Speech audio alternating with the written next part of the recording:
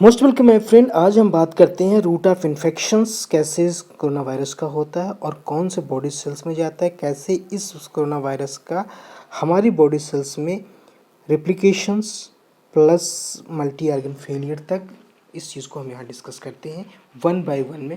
तो अभी तक जो रिसेंटली रिपोर्टेड है कि रूट ऑफ इन्फेक्शंस कैसा है, कि ड्रॉपलेट के थ्रू होता है या और अनदर मोड ऑफ इन्फेक्शंस हैं, इस चीज़ पे रिसर्च चल रही है। जो भी रिसेंट पेपर हैं, जो भी डाटाज हैं, उनके हिसाब से कई mode of infections day by day आ रहे हैं, जाकर रिपोर्टेड किए जा रहे हैं जाकर। जैसे कि सबसे पहले रिपोर्टेड किया जाकर वायरस का इन्फेक्शन रिस्पायरेटरी थ्रू होता है। अगर स्नीजिंग कर रहा है या खांस रहा है, बात कर रहा है, या ड्रॉपलेट उसका मुंह से निकल रहा है, उसके थ्रू हो सकता है, या नाक के थ्रू ऑक्सीजन से हवा लेने से भी, अगर वो इन्फेक्शन पेशेंट है, उससे भी ये इन्फेक्शन हो सकता है उस पेशेंट को।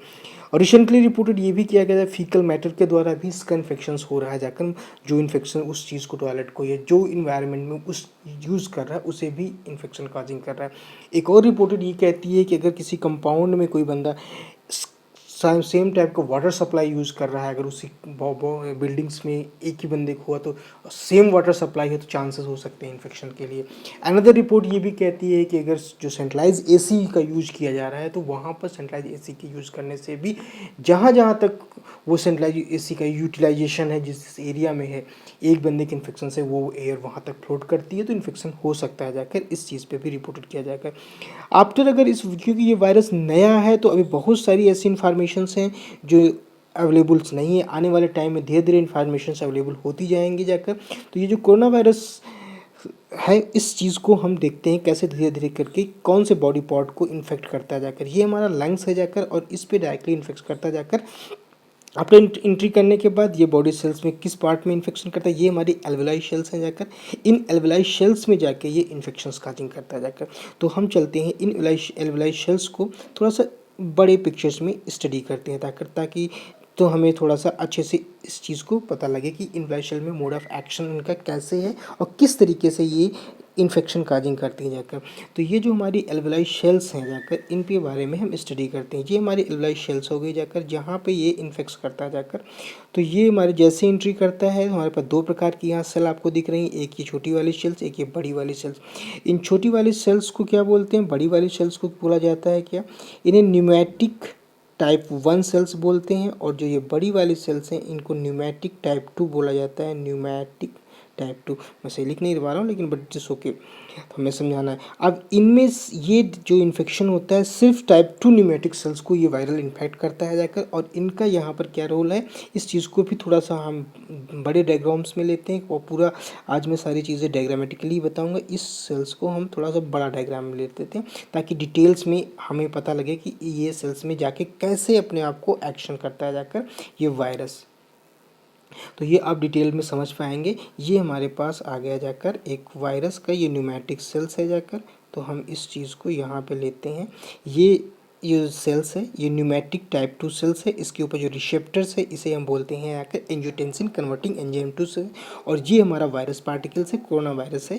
इसमें जीनोम है, आरएनए पार्टिकल्स है जाकर। और ये स्पाइक प्रोटीन्स है जो इसके साथ अटैचमेंट करती हैं, और जैसे अटैच हो जाती हैं, ये आरएनए पार्टिकल जो पॉजिटिव स्टैंडर्ड आरएनए पार्टिकल है, सिंगल स्टैंडर्ड आरएनए, वो निकल आता है जाकर। डायरेक्टली ये रिलीज कर दिया जाता है cytoplasm of the pneumatic cells type 2 में।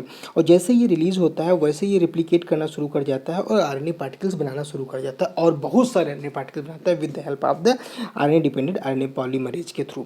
साइमल्टेनियसली ये होस्ट की जो ये सेल्स है, उसका आरएनए, ये राइबोसोम मशीनरी है, उसको यूटिलाइज करता है अपनी प्रोटीन्स बनाने में, वायरल प्रोटीन्स फॉर्मेशन करने के लिए। इन्वेलोप प्रोटीन्स हो, स्पाइक प्रोटीन्स हो जाकर, या और जो इन्फेक्शन प्रोटीन्स होती हैं 4, उनको बना के रखता है with the help of protease enzymes.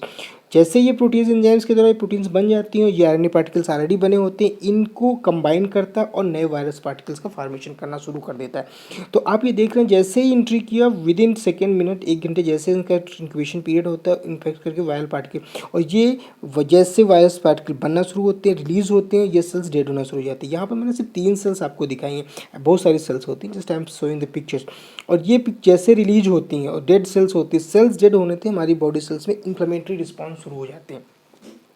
जैसे माइक्रोफेजेस होती हैं, बहुत सारी साइटोकिन्स होती हैं, वो रिलीज होती हैं, उनके थ्रू इंटरफेरॉन ल्यूकॉन्स जो होती हैं 1-6 ट्यूमर निकोटिक फैक्टर रिलीज होती हैं। ये सेल्स को इन्फॉर्मेशन देते हैं, ब्लड वेसल्स में ट्रांसमिट होते हैं, परमेएबल होते हैं, और वहाँ जाके जो ब्लड की एपिथेलियल सेल्स है उसको ये डायलेट करते हैं, वाइसोडायलेटर का काम करते हैं। जैसे ये वाइसोडायलेटर होती हैं, ये जो ब्लड वेसल्स है चिपकना शुरू होता है, इसका एरिया छोटा होना शुरू हो जाता है, ऑक्सीजन की सप्लाई धीरे धीरे कम होना, और यहाँ पर बहुत सारे सेल धीरे धीरे और डेड होना शुरू होते हैं, क्योंकि ये ऑटो इम्यून टाइप के रिस्पॉन्स शुरू हो जाता है यहाँ पर इन सेल्स के अंदर। डायरेक्टली आप ये कहें जाकर सेल्स का डेड होना शुरू हो जाता है, 1 बाय 1 सेल्स मरना शुरू हो जाती हैं, और वायरस पार्टिकल अपने आप इन्फेक्शन एक के बाद एक इन्फेक्शन करके डेड करने लगती है। और जैसे ये इंटरफेरॉन यहाँ जाते हैं, ये जो इस सेल्स के बीच में और इस सेल्स के बीच में होता है, इसे म्यूकस होता है, यहाँ पे गैसेस एक्सचेंज के लिए प्रॉब्लम होती है, और ये जैसे वाइसोडायलेट हो जाते हैं, इसका जो फ्लूइड होता है ये बाहर निकलना शुरू हो जाता है, और इस एरिया में ये यहाँ पे इस पूरे एरिया में ये फ्लूइड जाम जाता है, इधर का निकल आता है, इधर का भी निकल आता है, तो ये जो एरिया है ना, यहाँ फ्लूइड भर जाता है जाकर, यहाँ डेड सेल्स हो जाती हैं, यहाँ पर म्यूकस भरना शुरू हो जाता है। इसकी वजह से आपने एक फार्मूला पढ़ा होगा, हम लोगों ने पढ़ते हैं ना, P=2T/R, that means pressure, tension and radius. जिस तरीके से टेंशन बढ़ने लगता है बाहर मॉलिक्यूल्स में यहाँ पे, तो यहाँ पे जैसे टेंशन बढ़ेगा, बाहर की तरफ से प्रेशर होगा, तो ये सेल धीरे धीरे अपने आप में कोलैप्स होना शुरू हो जाती है। एक एल्वेओलार सेल्स कोलैप्स हुई, 2 हुई, 3 हुई, तो बहुत सारे कोलैप्स होने से, म्यूकस भरने से यहाँ धीरे धीरे पूरा म्यूकोशन भर जाता है, जिसके कारण यहाँ पे ऑक्सीजन की सप्लाई धीरे धीरे बंद होने लगती है, जिस वजह से इनका पहला सिम्टम्स जो आता है जाकर यहाँ पर कफ के रूप में आता है, क्योंकि ये सेल्स म्यूकस से सब आती है, तो फर्स्ट सिम्टम्स इनका कफ के रूप में आ जाता है। I am writing here, first symptoms cough के रूप में आता है, डेड सेल्स और म्यूकस की वजह से। अब आते हैं कि जाकर साइमल्टेनियसली जो ये हमारे नए वायरस पार्टिकल निकले होते हैं, इनका क्या रोल होता है, ये क्या करते हैं जाकर, जैसे ब्लड वेसल्स में चले गए ये वायरस पार्टिकल नए नए निकल के, ये लोग डायरेक्टली किस चीज़ पे जाके री इन्फेक्शन काजिंग करते हैं जाकर। अब हमारे पास आते हैं, यहाँ पे बहुत सारे पार्टिकल्स निकल आए थे, हम यहाँ पर देखते हैं कि जैसे ही ये हमारे पास वायरस निकलते हैं, इस तरफ से मान लो निकल आए सारे, ये डायरेक्टली ब्लड वेसल्स में बहते हुए ये नर्वस सिस्टम में पहुँच जाते हैं जाकर, या और ऑर्गन्स में स्टार्ट करने लगते हैं इन्फेक्शन काजिंग के लिए। हम यहाँ पे स्टार्ट करते हैं नर्वस सिस्टम से, स्टार्ट करके चले जाते हैं ब्रेन्स में, ब्रेन के हाइपोथैलेमस में जाके, क्योंकि वो हमारी बॉडी का टेम्परेचर रेगुलेटरी होता है, वहाँ पे जाके ये टेम्परेचर को डिसबैलेंस करते हैं और वहाँ पे प्रॉब्लम करते हैं, ताकि फीवर डेवलपमेंट हो जाकर कीमो रिसेप्टर टाइप की चीज़ें हैं, हाइपोक्सिया। और दूसरी चीज़ें और भी होती हैं जो डिफरेंट और ऑर्गन्स को इन्फेक्ट करते हैं धीरे धीरे चल के, जैसे कि हार्ट हो गया, किडनी हो गया, एक 1 बाय 1 सब जगह ये स्प्रेड होना शुरू हो जाते हैं ब्लड सप्लाई के थ्रू डायरेक्टली जाके। तो ये अनदर एक एक करके सेल्स को वहाँ पे इन्फेक्ट करने लगते हैं। फर्स्ट सेल्स हमारे लंग्स होती है, आफ्टर लंग्स के बाद जैसे रिप्लिकेट करके बहुत सारे और मॉलिक्यूल्स बनते हैं और सारे पार्टिकल्स ऑर्गन्स को इन्फेक्शन शुरू कर देते हैं जाकर। तो ये एक अनदर मोड ऑफ इन्फेक्शन है जाकर। तो ये हमारा सेकेंड हो गया जाकर कि फीवर का आना, ये symptoms fever, first fever cough, second is the fever, this symptoms हो गया जाकर। फिर अनदर में आते हैं जाकर हमारी सेल्स जैसे कोलैप्स करती है जाकर, जिसकी वजह से हमारे पास ऑक्सीजन की सप्लाई कम होने लगती है। तो हमारा अनदर सिम्टम्स क्या होता है जिसे हम बहुत ज़्यादा रिपोर्टेड करते हैं जाकर, इसे हम बोल देते हैं जाके कि ऑक्सीजन सप्लाई कम, body cells are not enough to get oxygen, हमें बाहर से ऑक्सीजन की सप्लाई शुरू कर देनी पड़ती है कि ताकि ऑक्सीजन दी जा सके। तो उस सेल्स को हम बोल देते हैं जाके हाइपोक्सिया। ये होती है जाकर, क्योंकि बहुत सारी सेल्स हमारी डेड हो चुकी होती हैं, यहाँ पे परमिशन होने लगती है, तो ये जो सेल्स है पूरा एल्वेओलार सेल्स डेड हो जाती है। एडिमा बोल देते हैं क्योंकि पूरी तरीके से कोलैप्स हो चुकी होती है, इंक्रीज ब्रीदिंग्स, क्योंकि वहाँ पर ऑक्सीजन की सप्लाई बंद हो चुकी है टाइट टोटली। तो इस वजह से उस जगह पे हाइपोक्सिया भी एक वर्ड यूज़ किया जाता है, ऑक्सीजन की सप्लाई कम है, तो ये हमारे पास ब्रीदिंग को बाहर से देनी पड़ेगी जाकर इन्फेक्शन, क्योंकि अब वहाँ पर ये जो लंग्स है ये टोटली फिल हो चुके हैं म्यूकस से, तो एयर का एक्सचेंज रेट कम हो चुकी है, क्योंकि ये सारी जो वेसल्स हैं ये कोलैप्स हो चुकी हैं, जिसकी वजह से ऑक्सीजन का सप्लाई ह्यूमन बॉडी लंग्स में नहीं हो पा रहे, जो कि पूरी बॉडी सिस्टम को दी जा सके। तो इस पहला सिम्टम्स कफ के रूप में आया, दूसरा सिम्टम फीवर के रूप में आया, तीसरा एडिमा यानी हाइपोक्सिया के रूप में आ जाता जाकर।